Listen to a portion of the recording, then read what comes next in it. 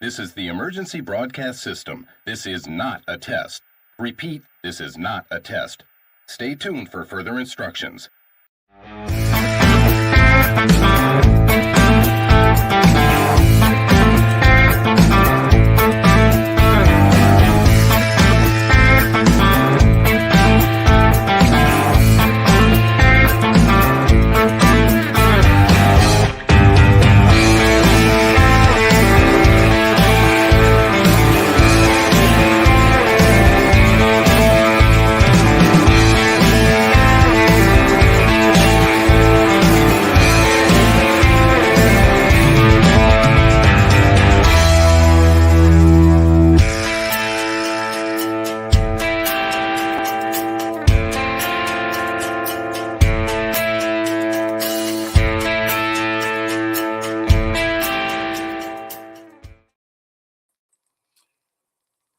I pledge of allegiance to the Constitution of the United States of America and to the republic for which the flag stands, one nation under Almighty God, indivisible, with liberty and justice for all.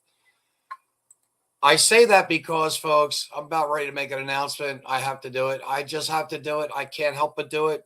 There you go. I have finally decided to put myself into the governor's race. I'm talking to the Constitutional Party, and I'm going to hope to be able to represent them. And in doing so, more importantly, represent the people. As always, I try to open up every one of my programs with a quote. Now, this quote in particular probably about says what I'm about ready to try to do. And here you go, folks. In matters of conscience, the law of the majority has no place.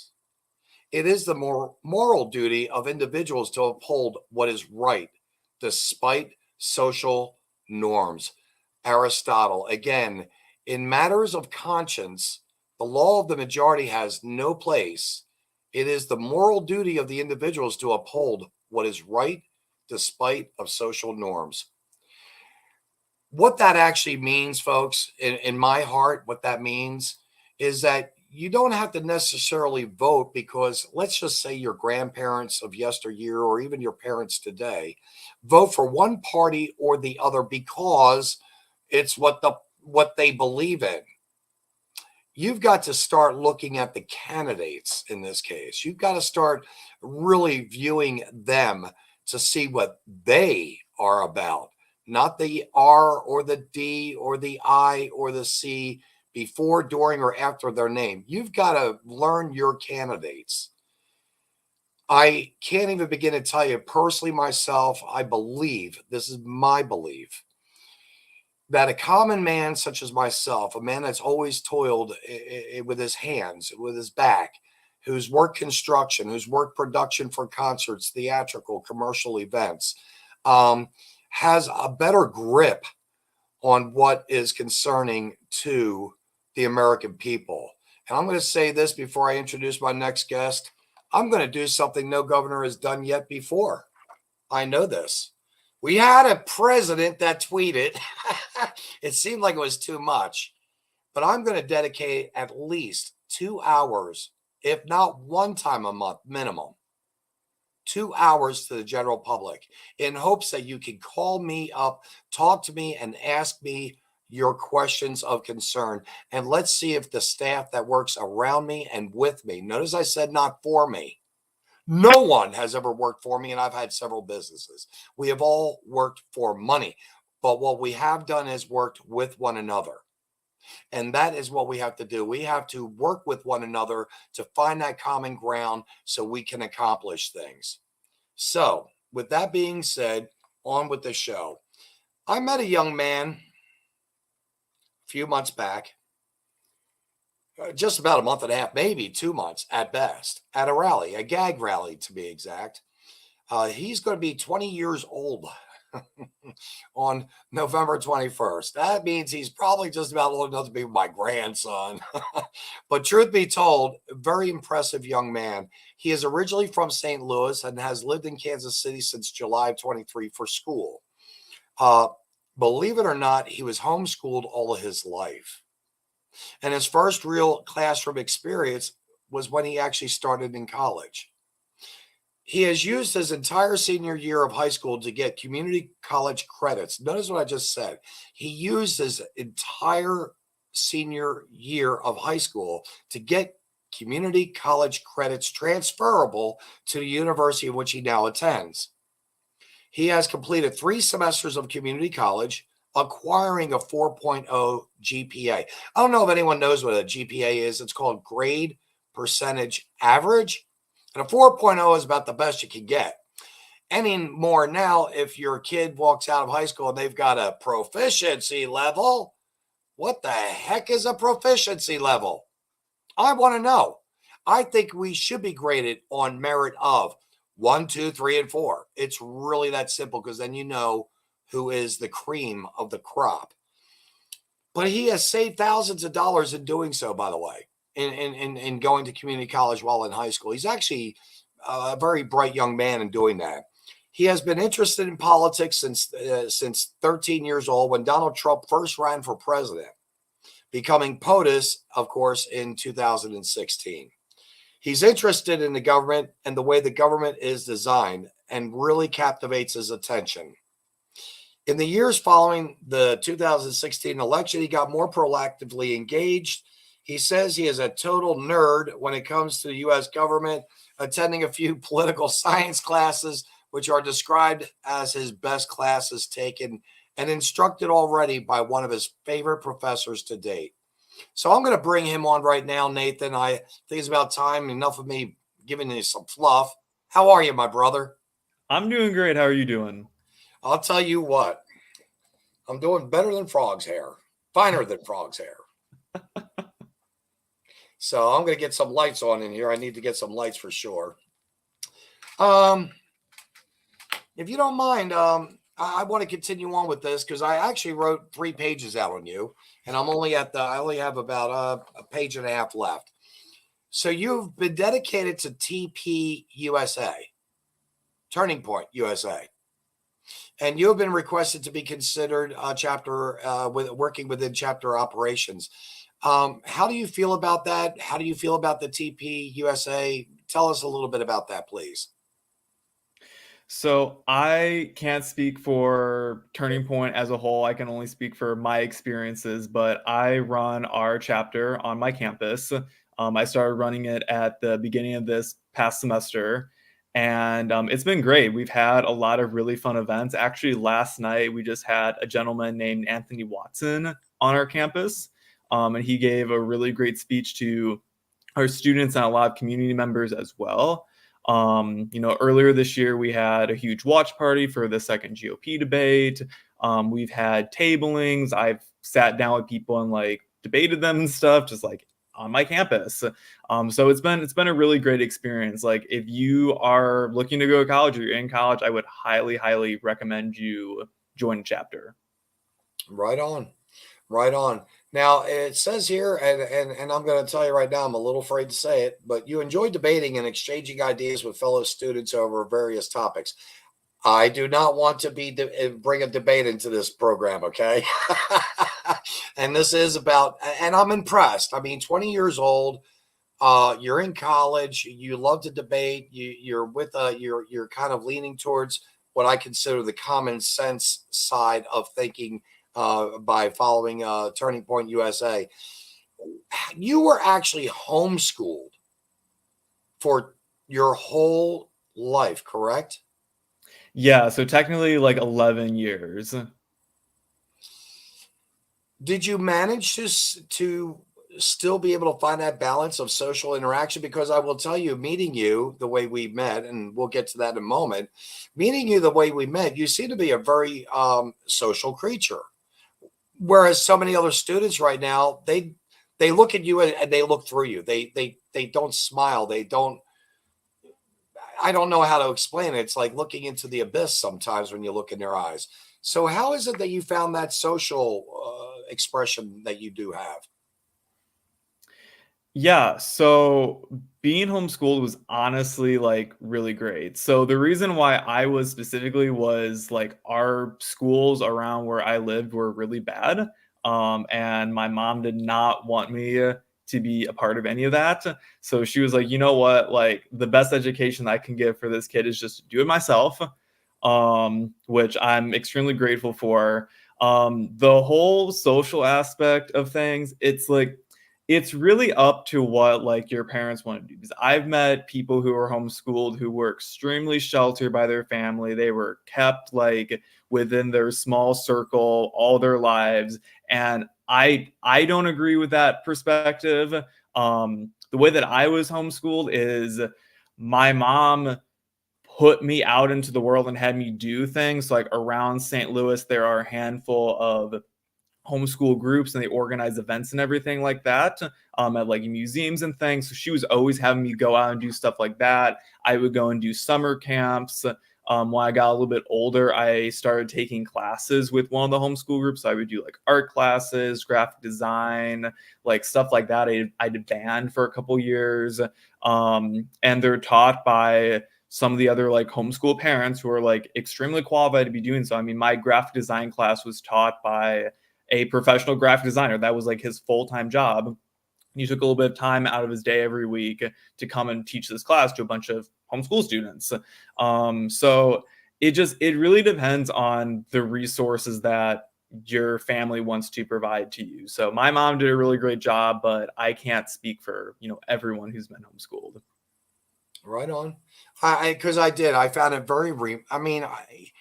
I found it remarkable again that you and I, and we're going to talk about that again in a moment. But, one of the topics of thought you had mentioned about going into debate was about college should college be free or should college be paid by the taxpayer? How exactly what exactly do you feel about that? Yeah, so that was a topic that we actually did for one of our tablings with Turning Point. So I had people sit down with me and basically try and change my mind about free college. So I don't think that college should be subsidized by the government. I also don't think that should be as expensive as it is. But I think a lot of people don't understand about university prices is that it's pretty much the government's fault why universities gotten so expensive. I mean, you can look at piece of legislation that have been passed. And I don't have my notes right in front of me for them, so you're just going to have to take my word for it. But you can look at legislation that's been passed, and it's directly resulted in university prices being increased. So the whole idea behind Congress passing that legislation was it was going to help students. It was going to get more students into college. It was going to actually make it cheaper, but it did the exact opposite. It got more students into college, but it meant that the universities could charge way more money. And that's because the federal government started getting involved with putting out student loans. And then, one thing that we saw not too long ago was how the Biden administration was trying to refund everyone's student loans, which I completely disagree with, or I think that they were going to do like $20,000 or something like that. I don't remember off the top of my head, but the Supreme Court put a stop to that.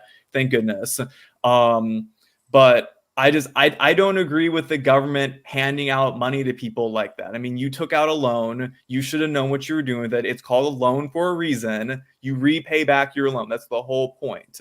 So I think that there's a lot of things that go into college. I'm happy to get more into them that I completely disagree with, but just as a blanket term, no. If you're going to college, like, you should pay for it. Well, the little I know, and believe me, I pride myself on knowing very little. The little I do know, though, it seems like a lot of these college have much money. I mean, a lot of money sitting around doing nothing that they're looking to spend.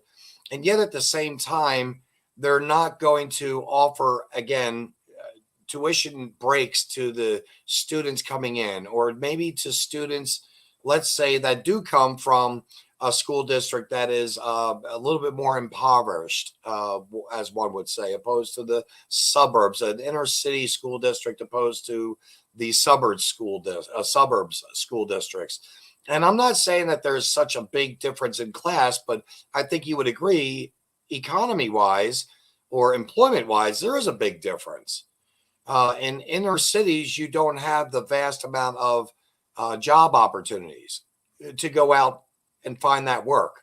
Whereas in the suburbs, you actually do. You have the nicer restaurants, so on and so forth. But I mean, it just seems like a lot of the institutions I'm talking like Harvard, Yale, Cornell, Princeton, I can name Rutgers, I can name them off a ton of them. They all have so much money that they could actually probably just turn around and say, we're going to offer scholarships left and right to first and maybe even second year students.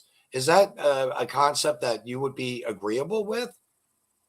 Yeah, so a lot of the larger universities, and I mean, pretty much every university is going to offer blanket scholarships to students. The bigger they are, I mean, Harvard and I mean, MIT actually offers pretty generous scholarships to lower income students coming in. I mean, you'd be surprised when you look at them. But so like for me, so like for the university that I go to, I got pretty much half of my tuition paid for just like automatically by the university based on my grades and just who I was coming in. And the other half I got paid for through private scholarships and other competitive scholarships that I won. I had to apply for, I had to write essays for, stuff like that. So there's plenty of resources out there to pay for college.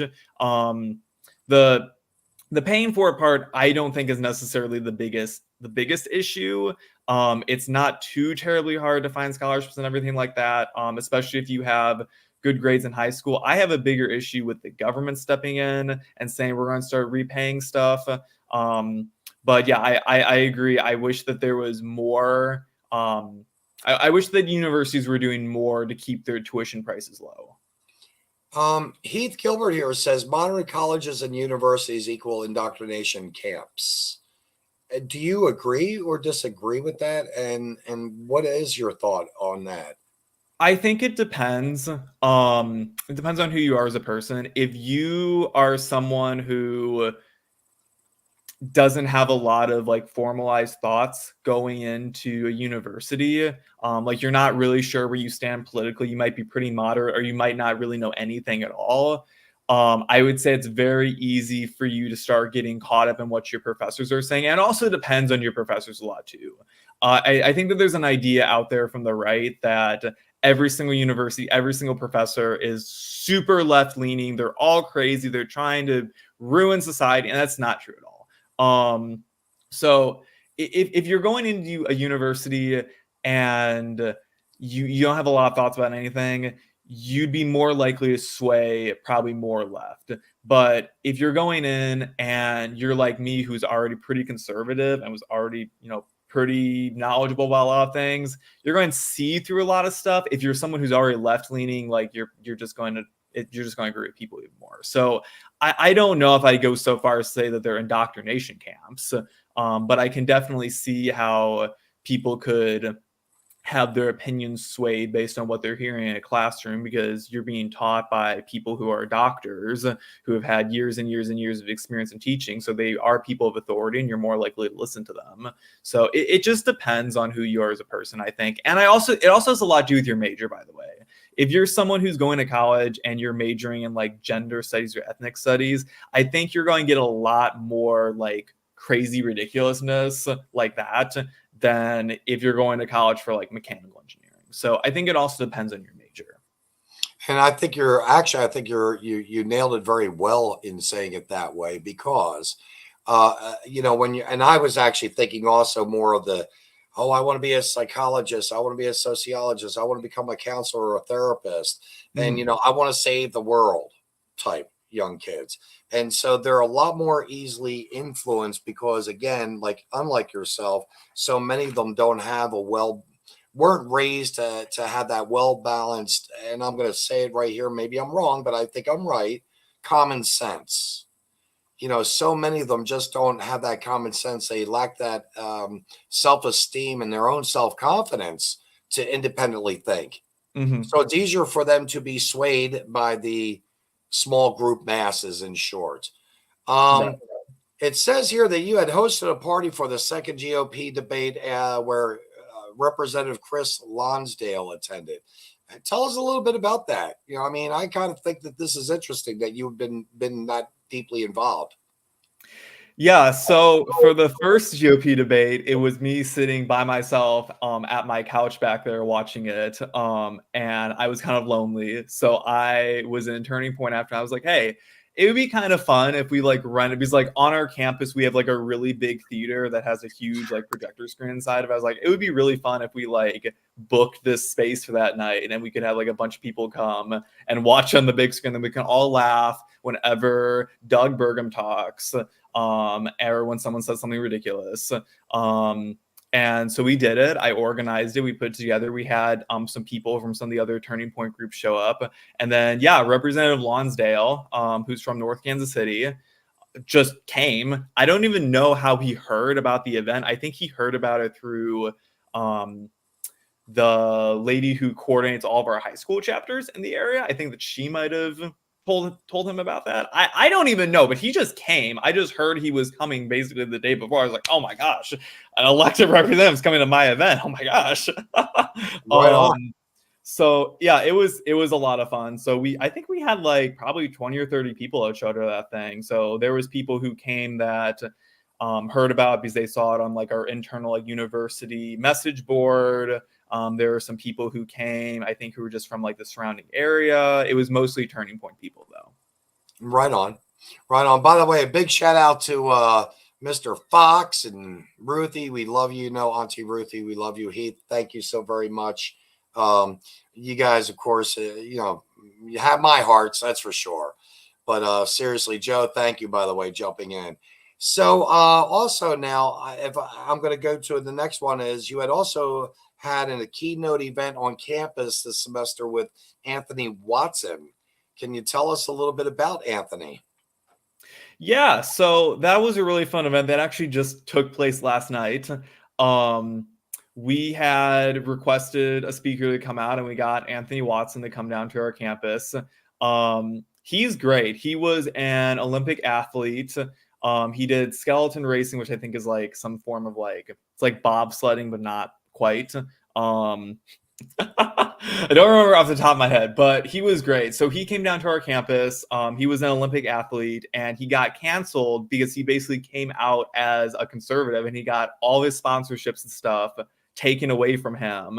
And just got like, he basically lost his job. Started getting involved with Turning Point U.S.A. corporate out of Arizona, and for the past like 2 years or so, he's been going around all over the United States to different college campuses and giving presentations and working with students and everything. So he had been on the road since I think mid-September is when he said, and he's been home twice since then. So he got on a flight yesterday at 5 a.m., got into Kansas City around 2 o'clock. And then he had a flight that he left on this morning at 5 a.m. again. And he'd been up for, I think he said like 48 hours at that point. Oh, wow. I've had a couple of those in my younger years, but yeah. But he came down to our campus, and we walked around for a while, and we had a big whiteboard, and we were asking people which national anthem they like better, the U.S. national anthem or the Black national anthem. And for those of you who don't know, Anthony Watson is a self-described Black man. So he was the one who was asking the questions, and we were just getting a general poll from students. It was really fun to see because a lot of students that we talked to, they didn't like the national anthem because it was written, or the U.S. national anthem because it was written by white people. And we had the fun surprise to tell them that they're going to a university right now that was founded by white people.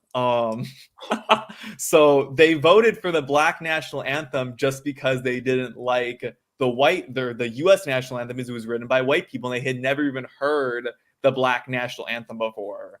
So they couldn't say one word out of it, and they were just voting for it because they didn't like the other one.